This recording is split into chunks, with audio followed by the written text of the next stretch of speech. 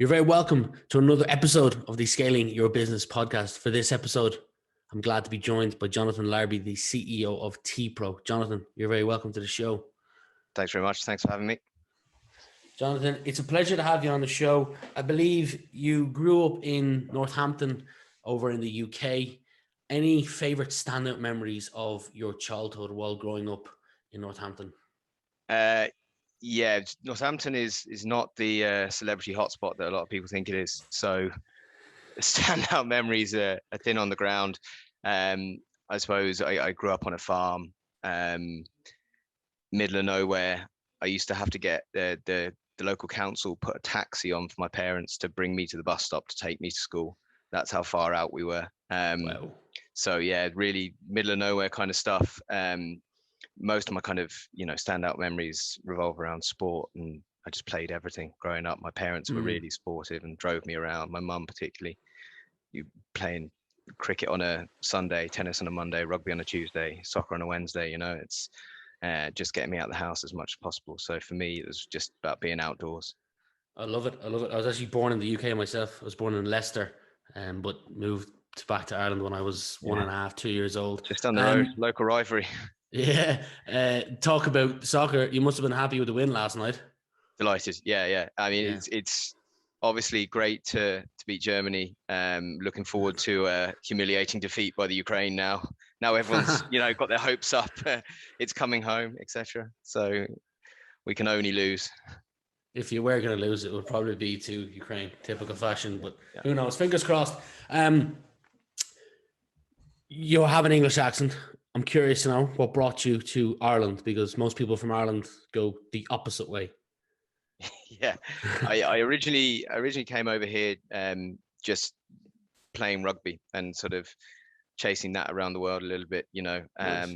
I was playing in the UK. I went over to Australia for a bit, played over there, and then came and played over here. I think when I was young, left college 2021, I still had like a glimmer of hope in the back of my mind that I'd make it as the next big thing.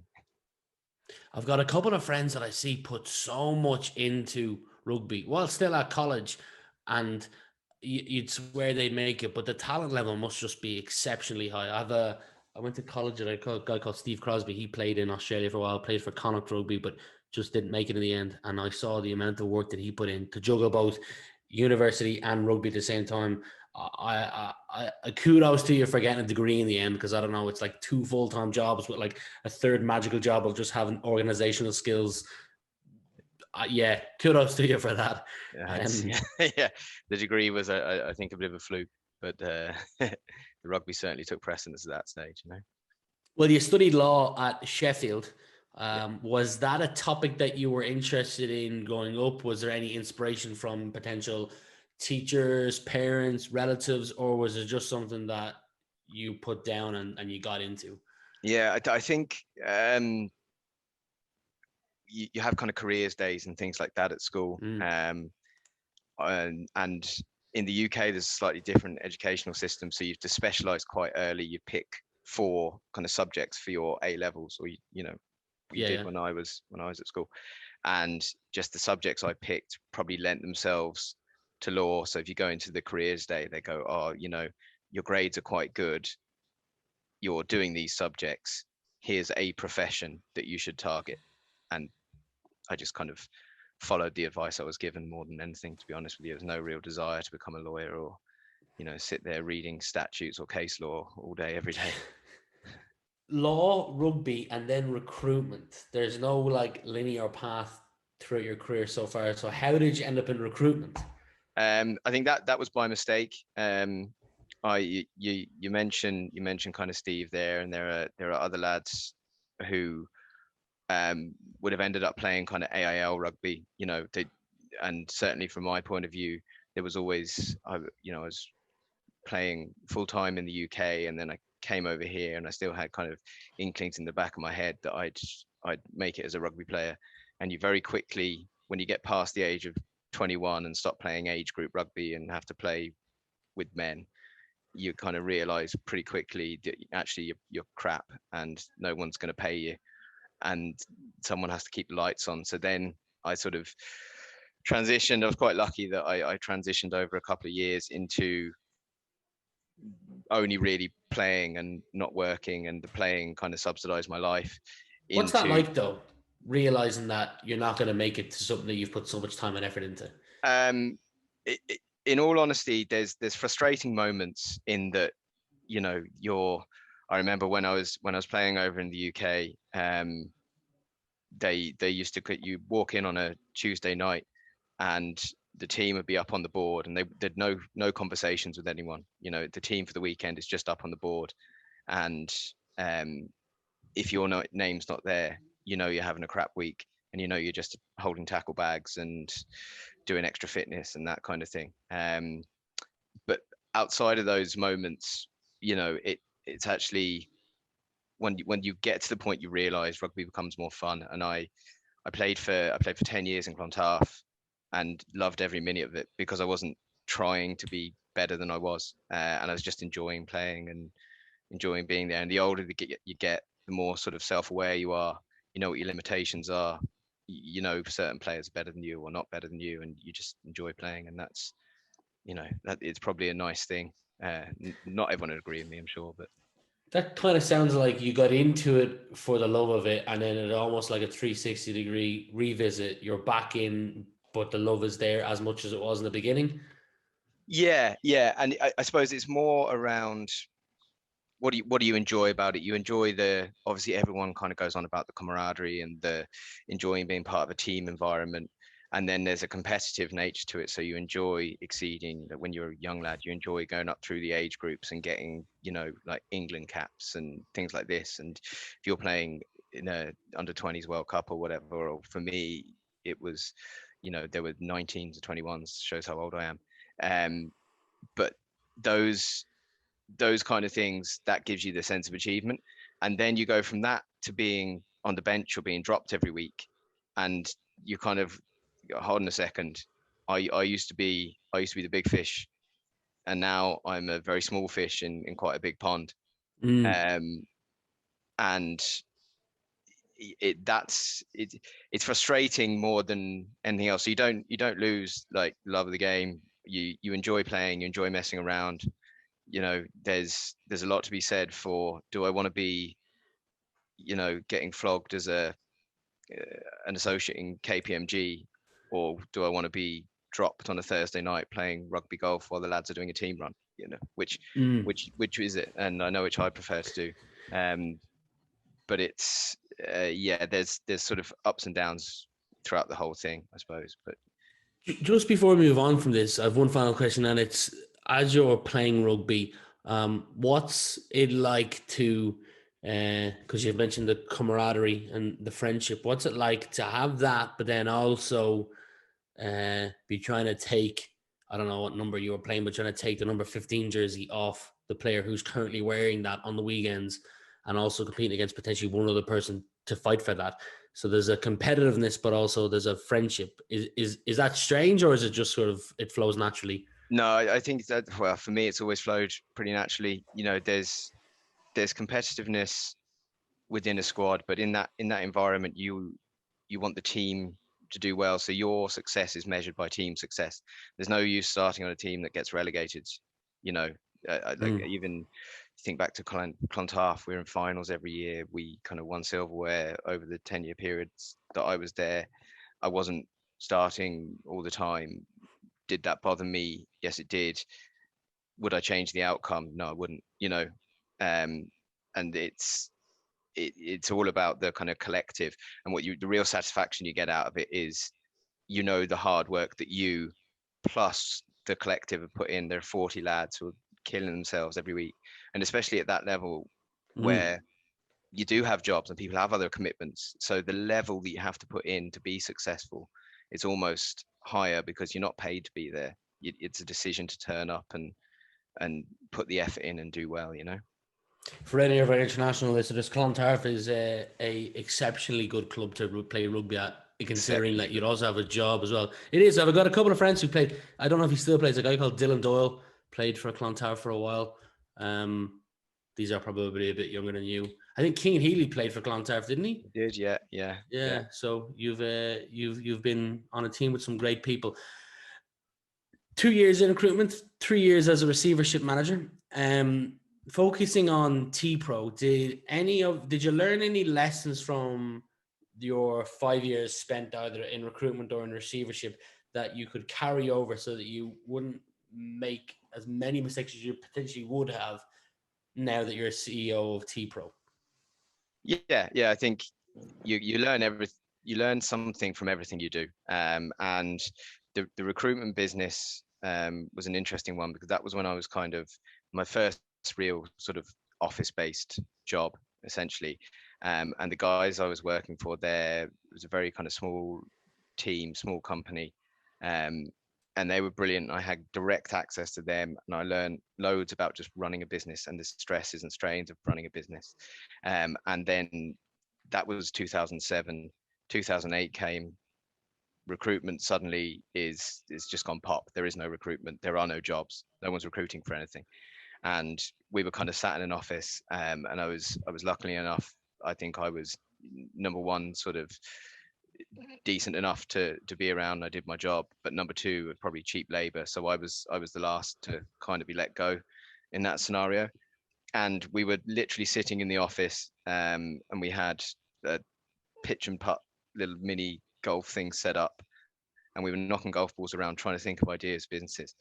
And one of the businesses we came up with was TPro. The other one was this insolvency practice, and the lads have an accountancy background. So the insolvency stuff was obviously very of the time, and that took off straight away.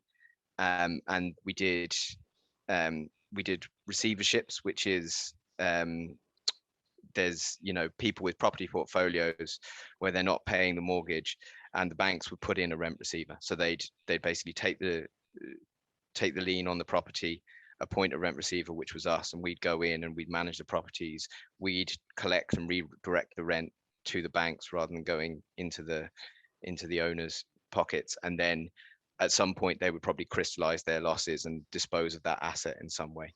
And we managed that whole process. But the other side of the business was limited companies and liquidating limited companies, whether that be because they're insolvent or because they've just fulfilled their natural life cycle. And you learn a lot around that. So you learn about the pitfalls and how people can get into trouble, around how they deal with sort of tax situations, what you can do around arrangements. You can look at things like examinerships and stuff like that and see how those businesses are then restructured and brought back to life, as it were. So you can have an operationally successful business which is just leveraged with historic debt or is under pressure in some other way. So you really get into the nuts and bolts of running a business, and I think that's really carried through for me into TPro and how we run things here, and not over leveraging yourself, not taking any unnecessary risks, and not sort of putting yourself in a position that can backfire too much. It just allows you to kind of mitigate those things and grow in a sustainable fashion. Why don't you take 30 seconds to tell the listeners what TPro is? Yeah, okay. So TPro is a healthcare company, and we provide technology-based solutions around documentation in healthcare, and we basically do the digitization and transformation of that entire patient flow process. So anytime a doctor sees a patient, there's a requirement for them to document that care, whether that be a sort of a note against your file, whether it be a letter that gets sent back to your GP, or whether it be onward referrals, scans, those kind of things.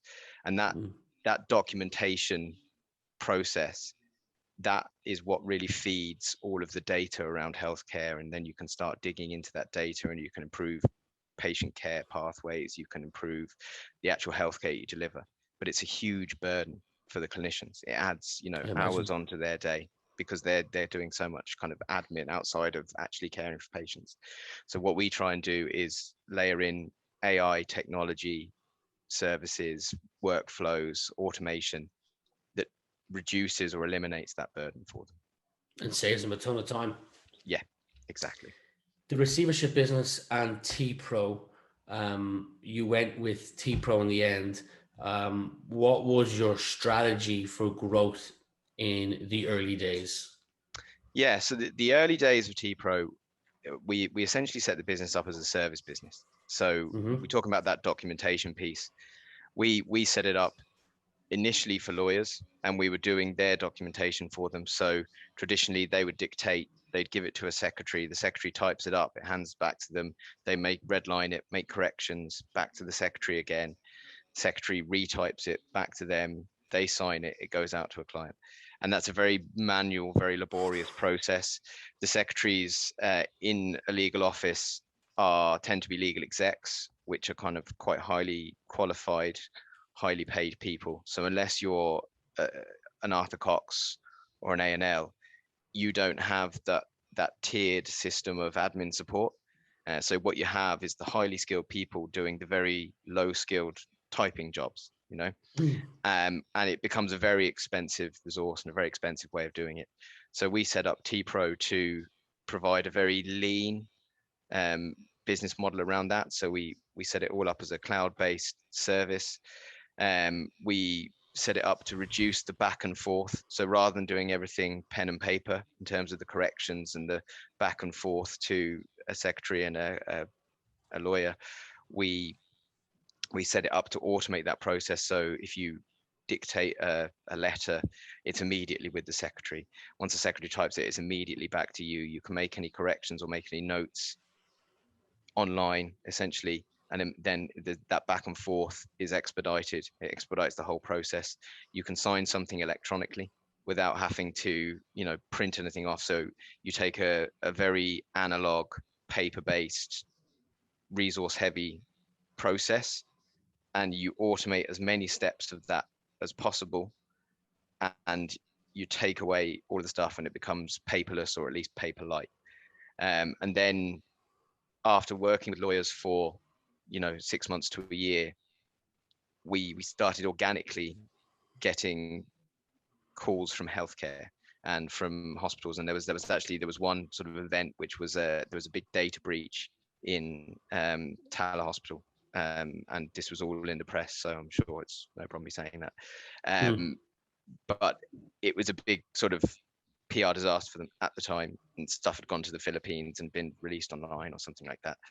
And suddenly our phone starts ringing because we're an Irish company providing an Irish service, and jurisdictionally we controlled the data, and we're very security heavy because we were dealing with the lawyers, and we were kind of selling that onshore, on site, on in country solution. And as soon as we sort of took a look at the healthcare and did the business analysis, we realized, okay, Jesus, you've got most law firms in Ireland are 2 or 3 fee earners. Most hospitals are 150, 200, up to 1,000 clinicians. So the Mm. volume of work is much higher per client. Um, and then also you have all sorts of issues with dealing with lawyers, in that they're litigious by nature. If anything goes wrong, you're the one that's to blame. They're not the quickest of payers, whereas from a business point of view, if you can get government contracts with the HSE, things like that, they're obviously very good payers. Not quick, but not bad payers. They will pay you eventually, and you can Mm. kind of stand over that. And as I said, the volumes just increased.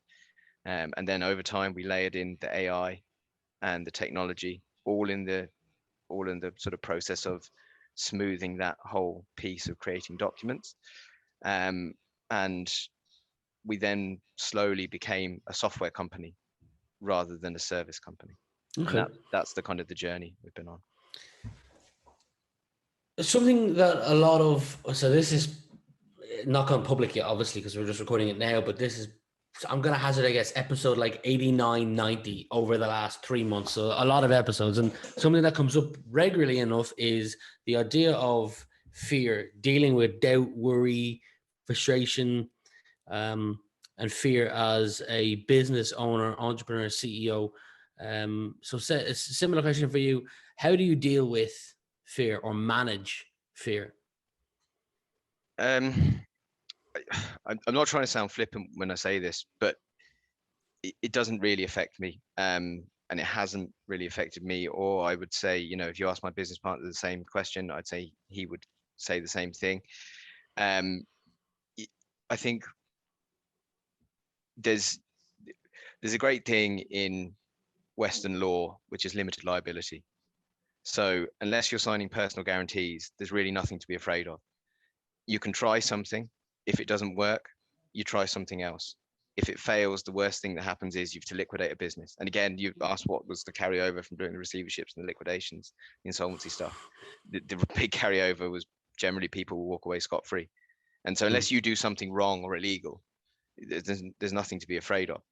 And that sort of platform has always given me the confidence to go out and try things. And I'd be a big believer in, you're better off having something in the market and get feedback from clients and iterate, rather than trying to make something that's perfect. And I think a lot of, I talk to a number of people who are doing their own startups, and I advise on a few things. And a lot of the time people get bogged down in, they have this great idea and they want to see that idea through to fruition, rather than being agile and just going along the way. Okay, right, that's not working, but let's just get something out quickly, because the best resource you're ever going to have is a customer. You can do all the validation, all the market research you want, but until someone's paying for it, you don't know if it's going to work.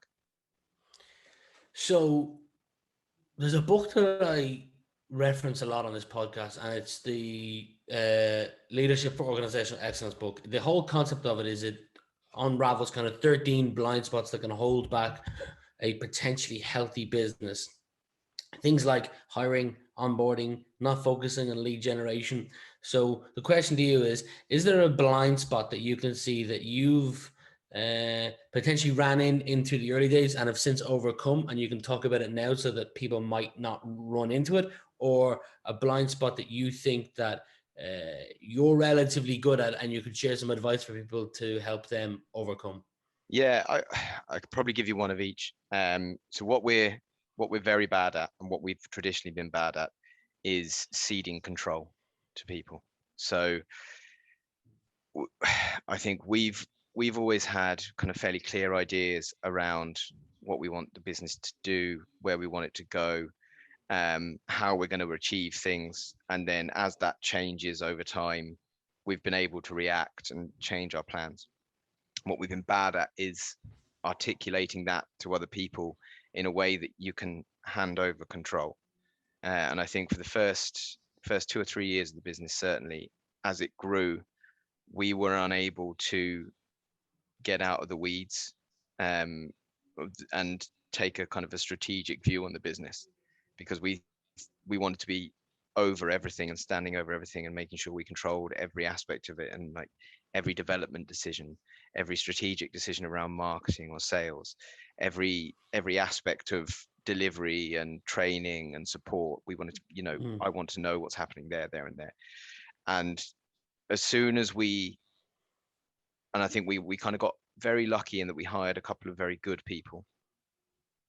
And as soon as we realized that good people make your life easier and allow you to take hands off a little bit and take a step back, and the benefits that you get from taking a step back, then we started hiring other good people, and we started kind of spending more money on hiring good people. And we said, right, well, rather than kind of cutting our cloth to measure, let's invest in people.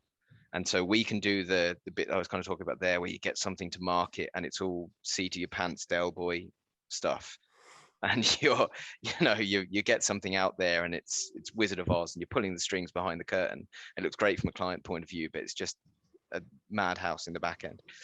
And then you get that to a point where it's okay, we've iterated on that, and we've fixed the initial bugs, and we've worked with people, and we've got that to a stage where that's a product and that's sustainable. Then you should be able to hand that over to somebody and say, right, you look after this bit for me. And it could be a product, or it could be a division of your business. It could be a function, whether it's accountancy or whatever. But if you hand that over to a good person, the bandwidth it gives you to reinvest and do what you're good at is unbelievable.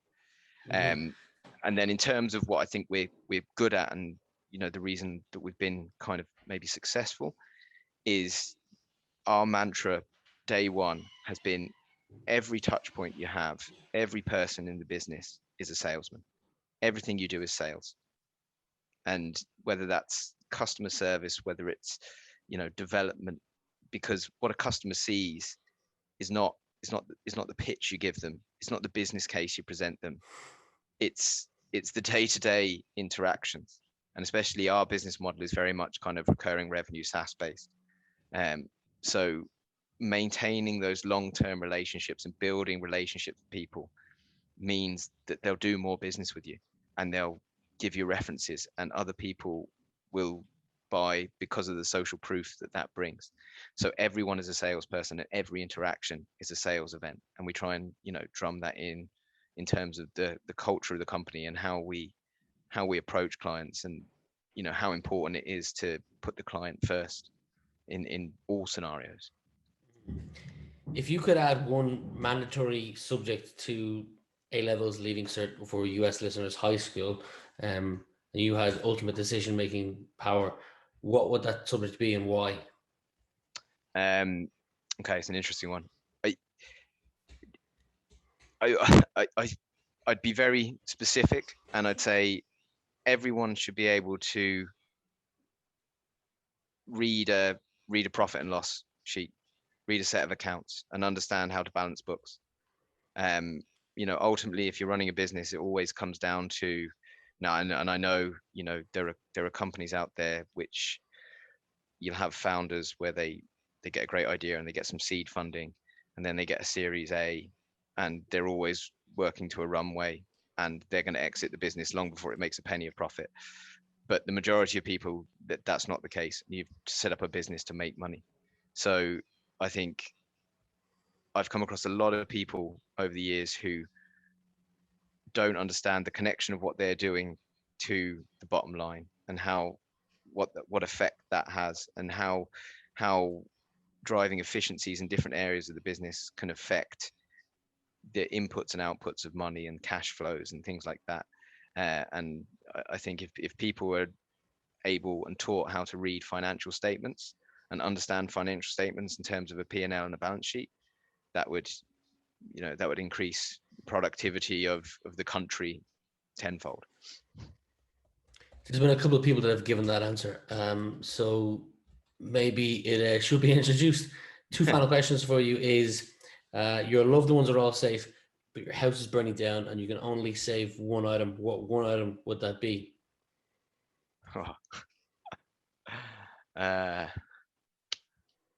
One item. Wow. I'm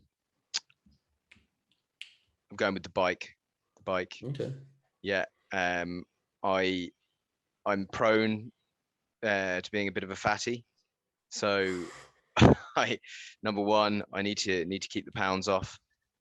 Number two, I enjoy the kind of, where I get my kind of headspace is doing a bit of exercise. And you're probably the same yourself, and I know, we kind of spoke before the podcast. You've been up since 7 a.m. doing prep and preparing for these things. And if you have your own business, going home doesn't mean you stop working. Your laptop's always out, you're always doing something.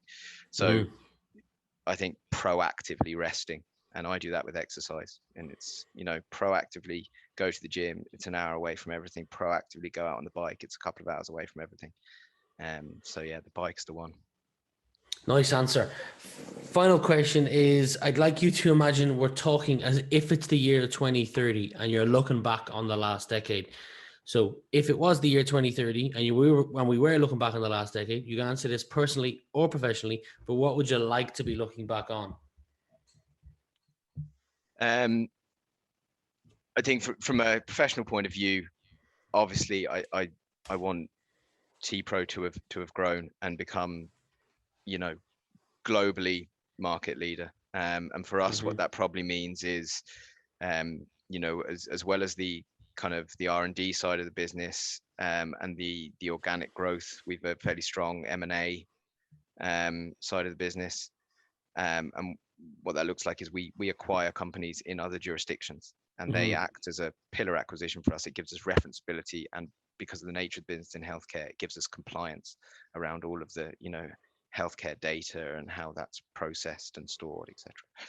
So over that period, I will have want to have done a number of these bolt-on acquisitions in different jurisdictions and use those to expand globally and layered in our technology, which is at the moment industry leading, and to provide that real innovation within a healthcare sector, because it's such a laggard in terms of technology adoption.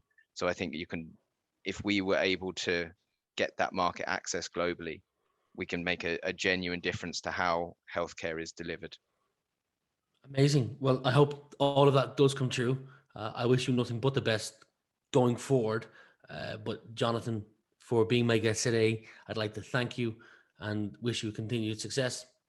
Brilliant. Thanks very much for your time. Appreciate it.